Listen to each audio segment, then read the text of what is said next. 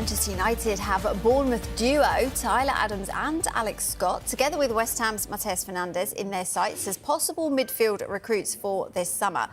Nottingham Forest's Elliot Anderson and Carlos Baleba at Brighton remain high up on United's list as well, with the club determined to keep their options open.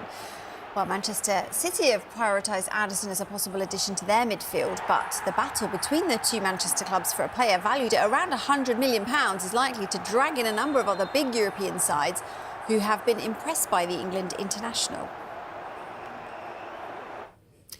OK, I'm going to put you on the spot here. If you were Manchester United boss, who would be your number one midfield target for this summer? Oh, that's a really good question. I think some good candidates there. And you can see the glaring need for Man United to go and strengthen that midfield area, especially with them going into the Champions League, European football, which they didn't have this year. So I think they've been able to get away with it a little bit with the lack of depth. So they're going to have to definitely address that position. And I think for me, the number one candidate would be Elliot Anderson. I really like the way he's played, the way he's come on over the last couple of years. Came on the scene with Newcastle, now made himself a regular in the England squad as well. So he's definitely ready for that, what I would call maybe next step. So whether it's Man United, Man City, I think it's going to be very difficult for Nottingham Forest to keep hold of him. I think it's been terrific, great energy, really good technical ability as well. So someone I think is ready for that next step. Yeah, God, there's definitely going to be a bit of a tug of war for him, isn't there? So we know that they want to bring this midfielder in this summer. Obviously, Casemiro will be leaving on a free. Inter Miami seem to be strong contenders to sign him. It almost feels like his form has improved since he said he was going. How big a loss will he be? Yeah, I think it'd be a huge loss. You know, it was only a couple of years ago people were almost begging and trying to urge him to leave the club, but he's definitely, you know, he's a world-class player. He's not achieved and won the trophies that he's done for no reason. I've heard Michael Carrick say as well how big of an influence he's been around the dressing room, as a leader, as one of the senior players. So I think that he's been super important for that team.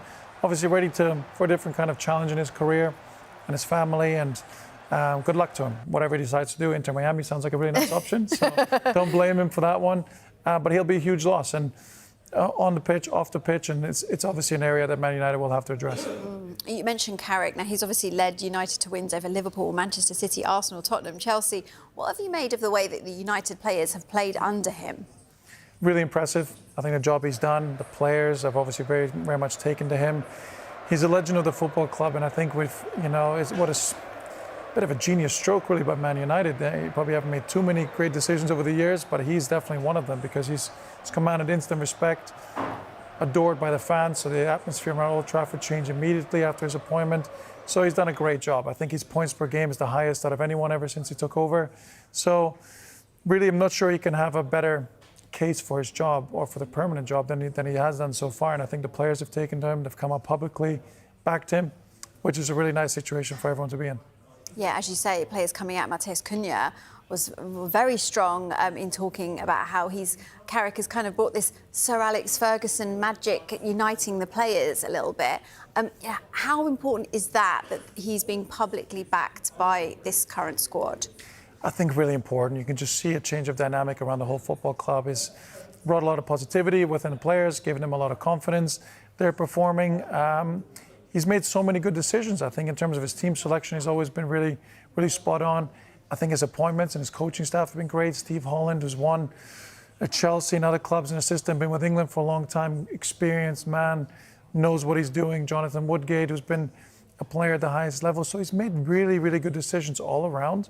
But of course, Man United are ready to take that next step again, and that's to compete for trophies regularly, play in the Champions League, and that's going to bring a different kind of pressure next season. Obviously, he took the job on this kind of short-term basis, which maybe doesn't have as much pressure, and perhaps could that have contributed to how well he's done? And if he was to be given the job more permanently, could things change? Things could change. It will definitely be a different kind of pressure. Permanent boss or just, you know, the interim, as you say, is a different kind of pressure. And I think as well, expectations, good results are great, but they bring higher expectation. And the Manchester United fan base is always a fan base that wants the best. They have high expectations at all times. So the pressure is going to ramp up. And I think that's where his recruitment, because I think he'll get the job. I really do. I think they almost have to give it to him now.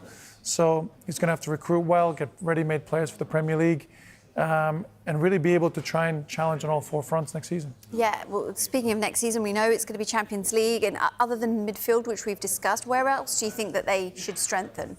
I think that's the one thing, if you look at the Man United squad, the lack of depth is definitely something they need to address. Again, not having European football this year has been important for them because I think that's been allowed them not to have to use as many players.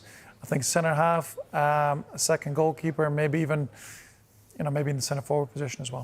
Okay, so just a little bit of work to do. Yeah, he's got a lot of work to do, I think, definitely. Okay.